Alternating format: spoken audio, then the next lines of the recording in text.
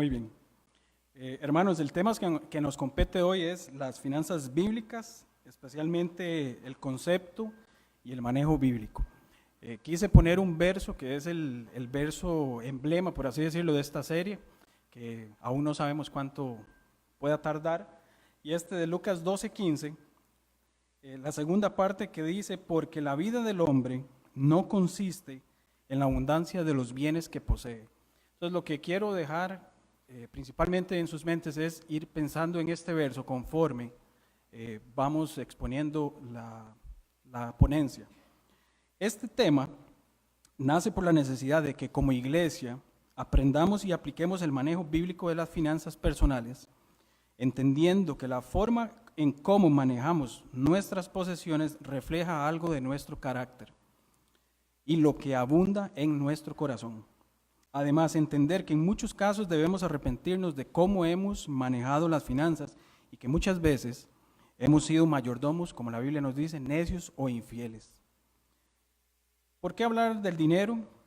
Y quiero dejar esta parte de los temas que vamos a ir tratando o que se van a ir evolucionando, posiblemente vayan a tener su consecuencia o pueda que nos devolvamos a alguno otro, pero vamos a hablar sobre el contentamiento, que es uno de los principales pecados que cometemos en cuanto al manejo de las finanzas, la deuda, cómo tratarla, cuáles son una deuda lícita o ilícita, los gastos, el ahorro, el dar y el presupuesto. Esa parte del presupuesto va a haber una parte práctica eventualmente cuando el Señor nos lo permita. ¿Por qué hablar del dinero y de las posesiones es importante? Bueno, la Biblia nos habla más de 2.200 veces del dinero y de las posesiones. El dinero es importante, ya claro, no en sí mismo lo necesitamos, eso sí, sino por el efecto en nosotros. Recordemos el pasaje de Lucas 12, ¿verdad? La vida no consiste en los bienes que poseemos.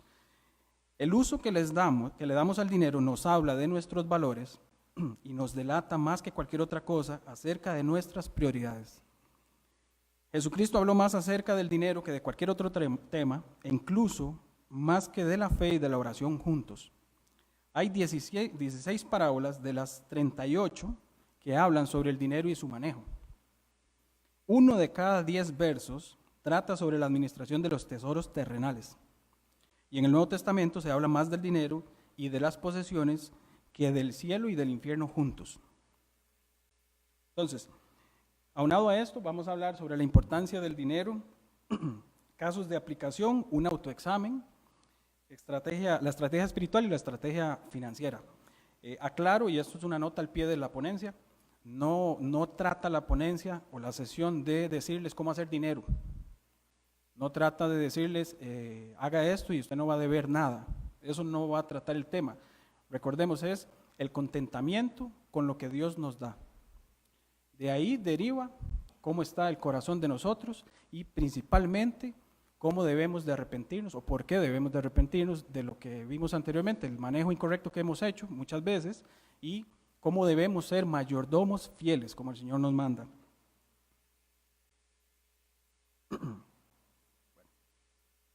Quiero aclarar también, me pasó como a mi esposa, voy leyendo el texto y la presentación va después, así que me excusan. Y este es un buen punto. Esta sesión la llevaron las mujeres hace un tiempito, es muy similar, prácticamente un 99% la misma. El tema es que ellas la vieron en una sesión comprimida de 1 hora y media y nosotros la vamos a ver en varias sesiones, pero el contenido es el mismo. Entonces, volviendo otra vez a por qué la Biblia habla tanto del dinero, y reforzando el punto, hay un profundo efecto en el corazón de cada uno de nosotros. Dice Marcos 10, es más fácil que un camello pase por el ojo de una aguja que el que un rico entre en el reino de Dios. Las riquezas hacen difícil que alguien considere a Dios como necesario. El dinero muchas veces nos hace creer independientes de Dios. También las riquezas, el efecto que nos genera es por lo mucho que hablan de nosotros mismos. Hay un término que es la ostentación. Entonces muchas personas, vamos a irnos al mundo, pero consideremos también como creyentes en el Señor, que sin querer ostentamos de algo que obtuvimos. Se puede saber mucho de una persona por la manera como se maneja financieramente. Vámonos a los dos extremos. Una persona que derrocha, o una persona que más bien es avara, o una persona que ostenta, o que es que malgasta su dinero. Una persona se le puede saber mucho de cómo se maneja financieramente por justamente el orgullo que manifiesta a través del dinero. Esto es, gastan por aparentar, entonces lo vemos muchas veces, y decía un pastor, Sujel Michelén, que uno entra a Facebook y es para ver la vida de todos que es mejor que la de uno. Pues ponen ahí lo que obtuvieron, la comida que están teniendo, y con el fin de ostentar. Eso dice cómo está el corazón de muchos. De ahí que, refuerzo, debemos de entender en qué puntos el Señor nos tiene que ayudar para arrepentirnos. También se puede saber mucho de la persona por la falta de dominio propio. Muchas veces la persona gasta y no podía gastar. Tiene falta de dominio propio, gasta por un impulso cuando no necesitan, saben que no deben comprar algo, lo puede comprar pero no lo necesita. O bien no puede ni necesita de algo, pero igual lo compra. Esto es definitivamente falta de dominio propio y una indisciplina y un pecado de materialismo. También se habla del deseo del dinero que produce ansiedad el no tenerlo. La persona que no lo tiene está deseosa de tenerlo y está ansioso, y la persona que lo tiene está inseguro de qué hace con su dinero muchas veces. Ojo, no es pecado tener dinero, pero sí convertirlo en la meta propia de la vida. Esto, la Biblia lo llama como avaricia, y si gustan me acompañan a Lucas 12:5, que es el verso emblema.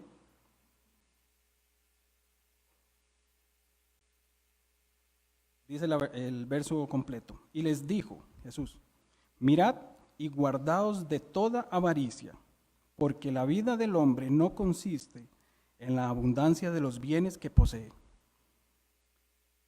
El dinero, de nuevo, es necesario. Compramos los bienes con dinero, no como en la antigüedad, que era con otras monedas. El dinero nos atrapa, nos puede seducir y nos puede apartar de la fe.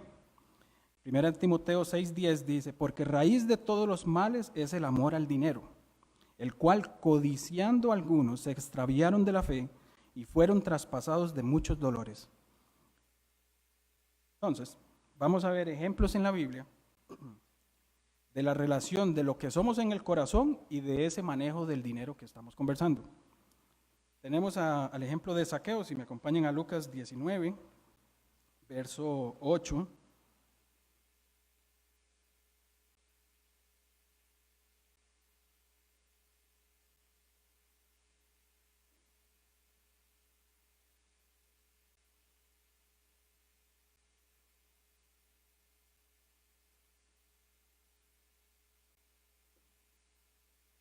Dice, entonces Zaqueo, puesto en pie, dijo al Señor, he aquí, Señor, la mitad de mis bienes doy a los pobres, y si en algo he defraudado a alguno, se lo devuelvo cuadruplicado. Jesús le dijo, hoy ha venido la salvación a esta casa, por cuanto él también es hijo de Abraham, porque el Hijo del Hombre vino a buscar y a salvar lo que se había perdido. Zaqueo, una vez convertido, gracias al Señor, él empieza a tratar diferente el dinero. Recordemos que Zaqueo era un recolector de impuestos y por la política de impuestos de aquel entonces pedía, exigía e incluso robaba a sus propios hermanos. Él empieza a tratar diferente el dinero después de que se convierte el Señor, y ahora lo que él acumulaba y robaba lo quería o lo quiso restituir y ser económicamente responsable. Cambió su corazón por el nacimiento espiritual. Tenemos el otro contraste, que es el joven rico, que está, por favor, vayamos a Mateo 19.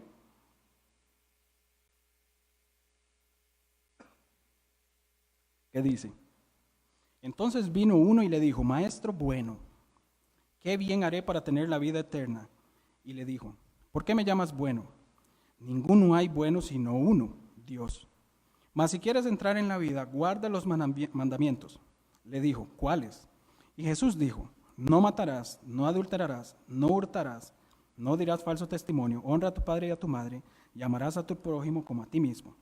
El joven le dijo, todo esto lo he guardado desde mi juventud, ¿qué más falta? Jesús le dijo, si quieres ser perfecto, anda, vende lo que tienes y dalo a los pobres, y tendrás tesoro en el cielo, y ven y sígueme. Oyendo el joven esta palabra, se fue triste, porque tenía muchas posesiones. Entonces Jesús dijo a sus discípulos: de cierto os digo que difícilmente entrará un rico en el reino de los cielos. Otra vez os digo que es más fácil pasar un camello por el ojo de una aguja que entrar un rico en el reino de Dios.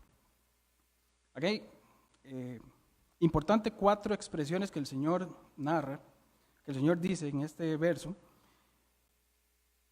Cuando el joven dice que todo lo ha guardado desde la juventud, Jesús le dice, si quieres ser perfecto, vende lo que tienes, dalo a los pobres y ven y sígueme. Prácticamente lo que hizo Zaqueo, pero el joven rico no lo hizo. Y ahí es donde Jesús nos dice que es más fácil que pase un camello por el ojo de una aguja que entrar el rico al reino de los cielos. El joven rico tenía un ídolo de corazón, en su corazón, que era el dinero. Entonces, si seguir a Cristo implica una pérdida de lo mío, y digo mío entre comillas porque todo es del Señor, entonces le decimos no al Señor. Y no es que dejamos la fe, es que muchas veces nos negamos de ciertas cosas que el Señor nos manda por creer que lo nuestro pertenece y no me despojo. Este par de ejemplos es de lo que hay, manifiesta de que lo que hay en el corazón se expresa de la forma como lidio y cómo manejo lo que es material. Refuerzo, el dinero en sí no es el problema. El problema es, como la Biblia misma lo dice, es el amor al dinero.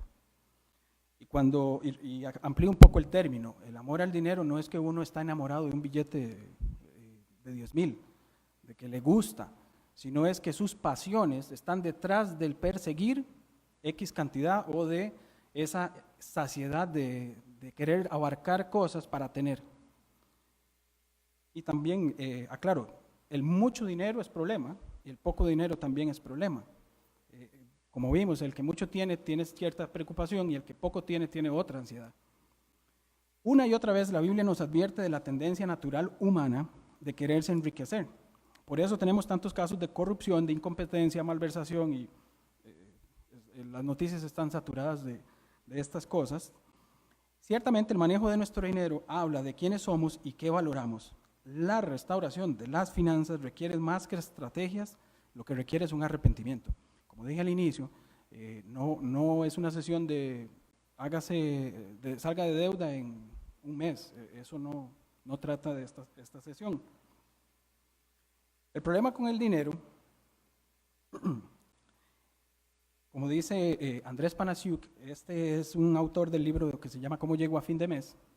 La forma como gastamos el dinero está íntimamente ligada a la forma en la que tomamos decisiones en la vida, la que a su vez está íntimamente ligada a nuestra escala de valores, la que es fruto directo de nuestro carácter.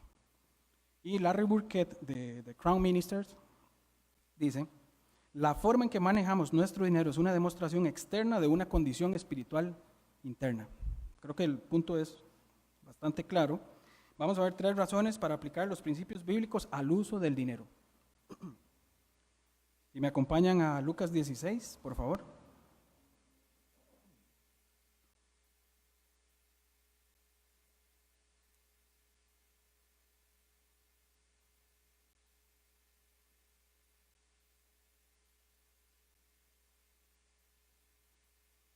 Aquí de las 3 razones que vamos a ver es cómo debemos aplicar los principios bíblicos al uso del dinero. Y Lucas 16 nos expresa la forma en que manejamos el dinero, cómo puede afectar nuestra relación con el Señor. Dice, pues si en las riquezas injustas no fuisteis fieles, ¿quién os confiará lo verdadero? En este versículo Jesús iguala nuestra manera de manejar el dinero con la calidad de nuestra vida espiritual. Si manejamos nuestro dinero de acuerdo con los principios de las Escrituras, nuestra comunión con Cristo se fortalecerá. Si manejamos nuestro dinero de una manera infiel, nuestra relación con Él sufrirá. También, la otra razón que es las posesiones compiten con el Señor. Las posesiones son el principal competidor de Cristo. Como vimos anteriormente, el hecho de tener algo puede que eso me haga obviar a Dios o ni lo considere. Las posesiones son el principal competidor de Cristo en obtener el señorío de nuestras vidas. Jesús nos dice que tenemos que escoger servir solamente a uno de estos dos señores. El verso bastante conocido, ninguno puede servir a dos señores, Mateo 6:24. Es imposible para nosotros servir al dinero, aún de manera mínima, y a la vez servir al Señor. Y la tercera razón es que muchas de nuestras vidas, gira alrededor del dinero. Esto es normal. Quiero decir que necesitamos del dinero para evacuar las necesidades básicas de vivienda, alimentación, salud, etcétera. Sin que no lo querramos, nuestra vida gira en torno al dinero, ¿verdad? El tema es cómo gira nuestro corazón alrededor del dinero que el Señor nos da. Vamos a ver dos principios claves en el apartado aún de la importancia del dinero para reforzar el punto que lo material no debe ser un fin en sí mismo.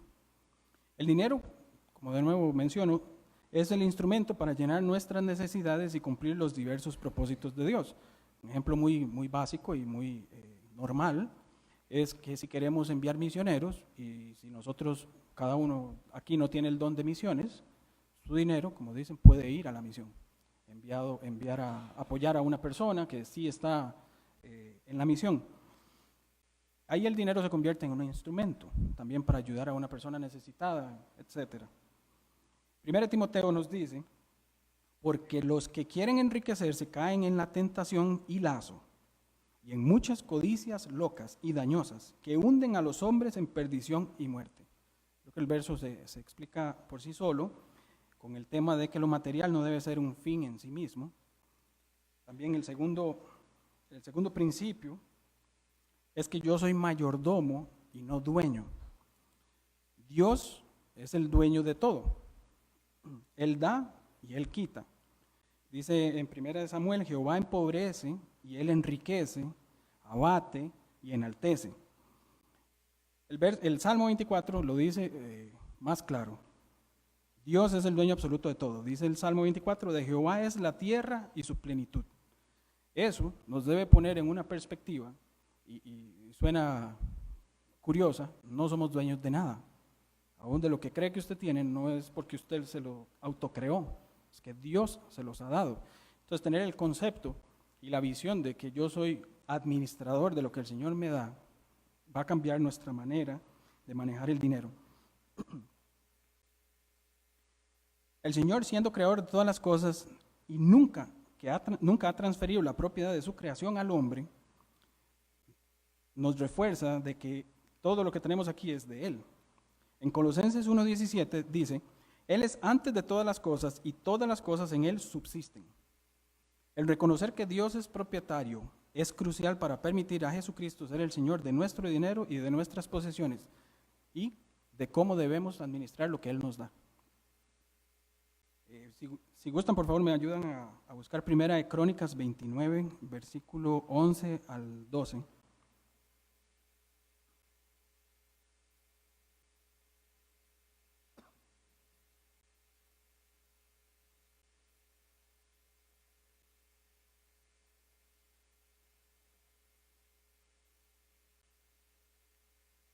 Amén. Dice, tuya es, oh Jehová, la magnificencia y el poder, la gloria, la victoria y el honor, porque todas las cosas que están en los cielos y en la tierra son tuyas. Tuyo, oh Jehová, es el reino, y tú eres el excelso sobre todos. Las riquezas y la gloria proceden de ti, y tú dominas sobre todo. En tu mano está la fuerza y el poder, y en tu mano el hacer grande y el dar poder a todos. Se autoexplica. De nuevo citando a Larry Burkett, dice, cuando reconocemos que Dios es el propietario de todo, cada decisión en cuanto a cómo gastar nuestro dinero se convierte en una decisión espiritual. Ya no le preguntamos, Señor, ¿qué quieres que haga con mi dinero, con lo que me gano, con lo que me llegó? Sino decimos, Señor, ¿qué quieres que haga yo con tu dinero? Cuando tenemos esta perspectiva, las decisiones en cuanto a cómo gastar y ahorrar son tan espirituales como las decisiones que tienen que ver con el dar. Por otro lado, nuestra responsabilidad es ser mayordomos. Tal vez el término de mayordomo de este lado o de este continente latinoamericano, de esta parte latinoamericana, no es muy normal, pero el mayordomo sirve, no es dueño, se le dan las cosas para que las trabaje, las limpie, las sirva. No es, él no lleva sus cosas a utilizarse donde él está, se le da todo. Entonces, pongamos un poco esa perspectiva nosotros en ciertas cosas y cambiemos por medio de ayuda del Señor en decir, mi carro, mi casa, mi comida, mi salario, mi trabajo, mis estudios, usted lo utiliza, usted lo administra, porque el Señor se lo dio, entonces es del Señor. A medida que estudiamos las Escrituras, vemos que Dios, como el dueño de todo, ha dado al hombre la autoridad de ser administrador. Dice el Salmo 8, le hiciste al hombre señorear sobre las obras de tus manos y todo lo pusiste debajo de sus pies. Entonces, nuestra única responsabilidad es de serle fiel al Señor. En Mateo 25 dice, bien, buen siervo y fiel, sobre poco has sido fiel y sobre mucho te pondré, entra en el gozo de tu Señor. En 1 Corintios, y refuerzo el punto, ahora dicen que ahora bien se requiere de los administradores que cada uno se haya hallado fiel. Vamos a ir un momentito a 1 Corintios 4:2.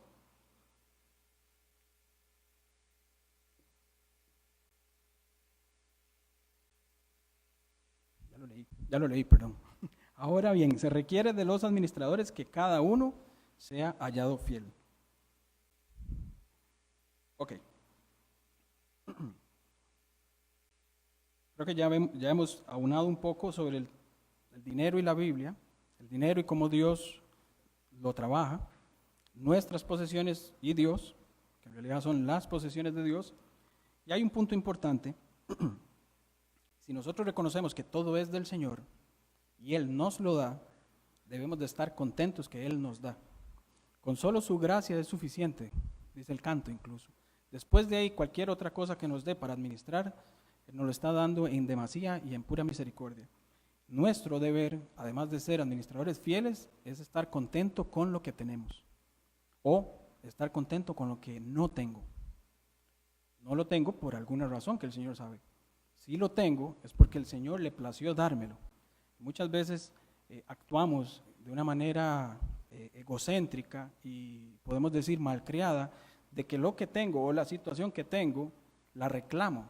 Estamos inmediatamente diciéndole, Señor, tú eres malo. Y eso es antagónico con respecto al carácter del Señor. Filipenses, me acompañan a Filipenses 4. Bueno, ahí.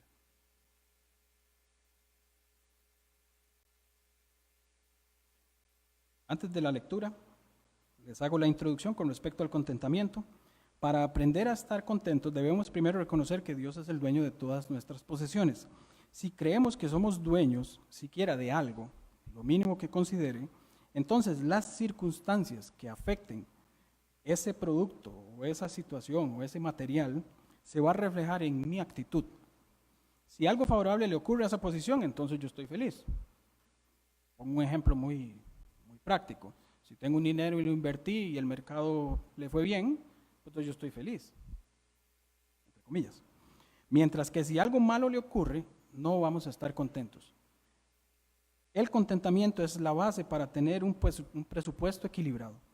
El estar contentos con la posición económica en la que el Señor nos ha puesto, la falta de contentamiento, por el contrario, nos lleva a querer vivir por encima del nivel del que podemos con los recursos que Dios nos ha dado, lo cual nos llevará, técnicamente hablando, un déficit financiero sistemático, es decir, continuamente tener deudas. Vamos a leer Filipenses 4:10 que dice, en gran manera me gocé en el Señor de que ya al fin habéis revivido y vuestro cuidado de mí, de lo cual también estabais solícito, pero os faltaba la oportunidad. No lo digo porque tenga escasez, pues he aprendido a contentarme cualquiera que sea mi situación.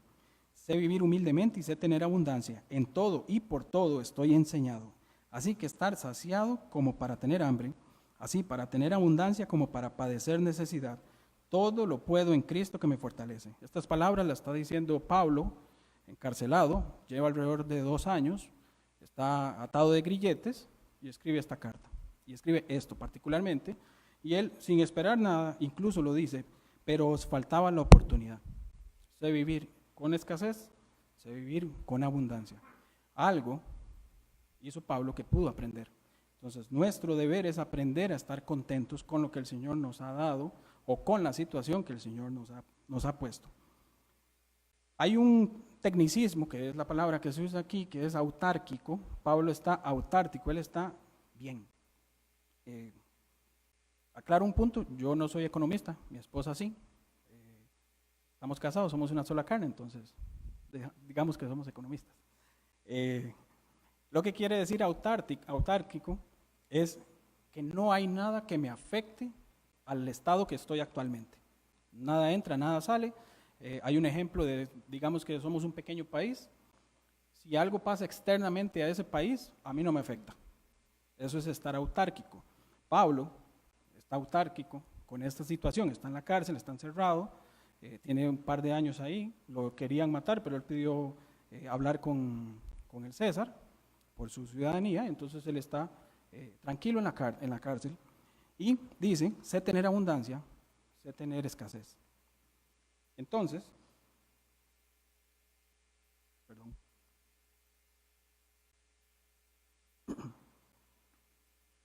Eso es. El tecnicismo es autarques, que es independiente o autosuficiente. Imagínese que usted se produce lo que se consume sin influencia de los mercados, entonces está en una situación pareja.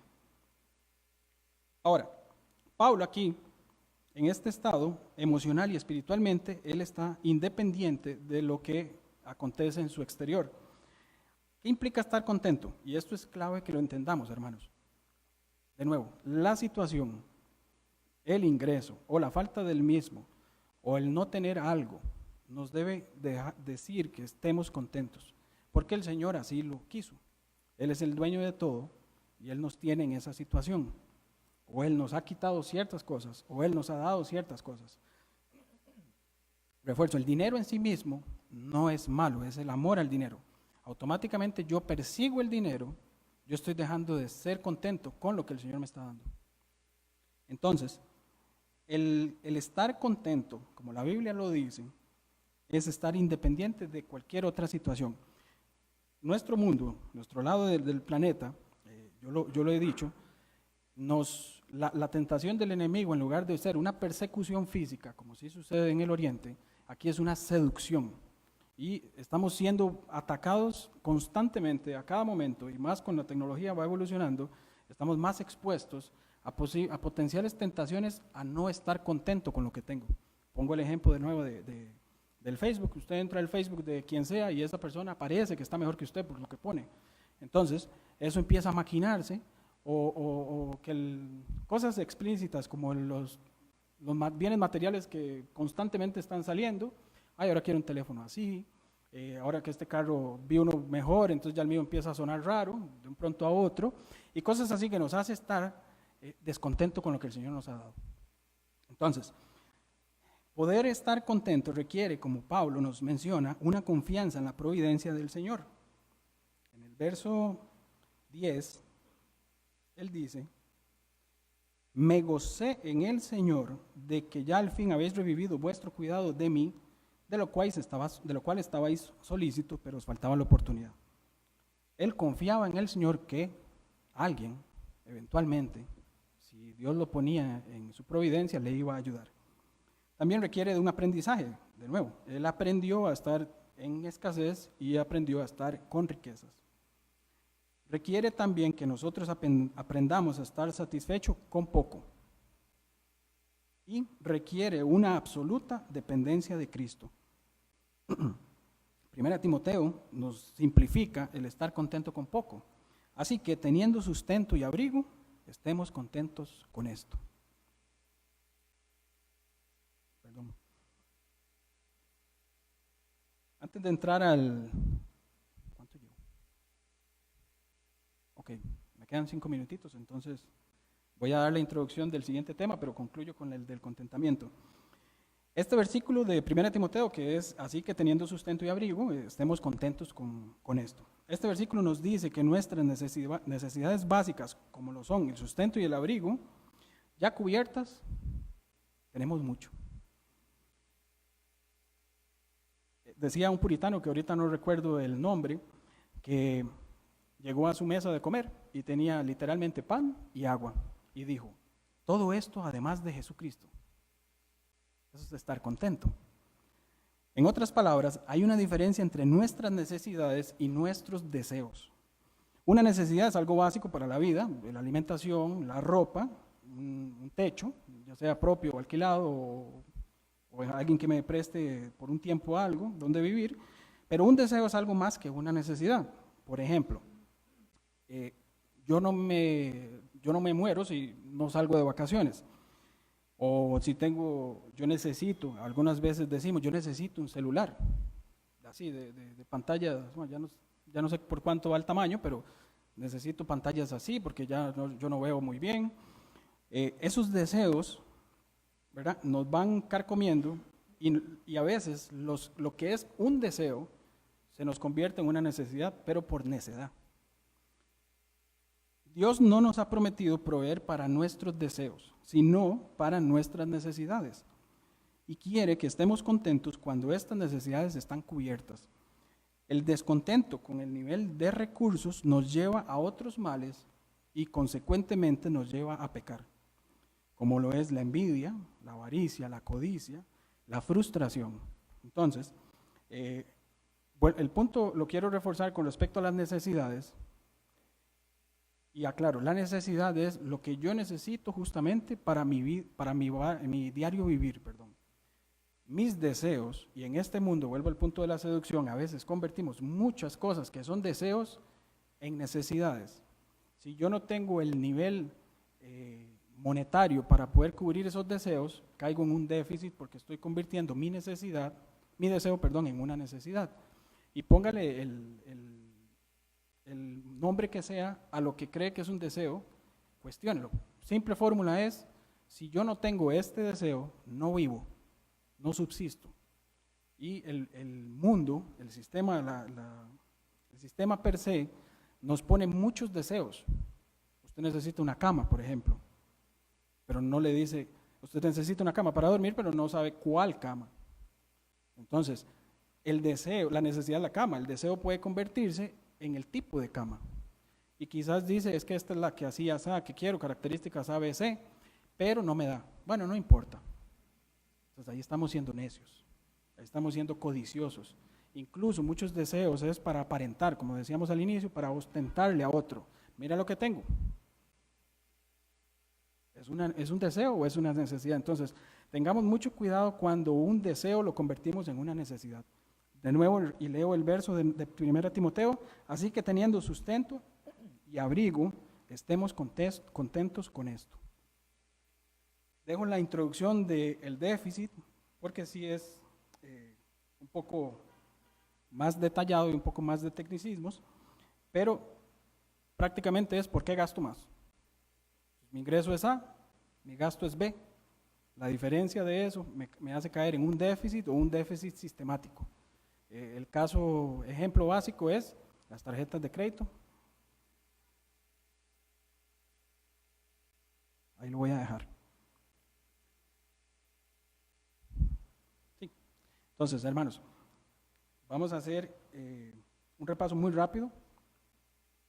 Bueno, en esta cuestión no me puedo devolver al puro inicio, pero el contentamiento es lo que quiero que pensemos, meditemos en el Señor. Meditemos en este verso de 1 Timoteo, en la situación de Pablo, y que estos hermanos estuvieron contentos. Entonces, por favor, vamos a orar.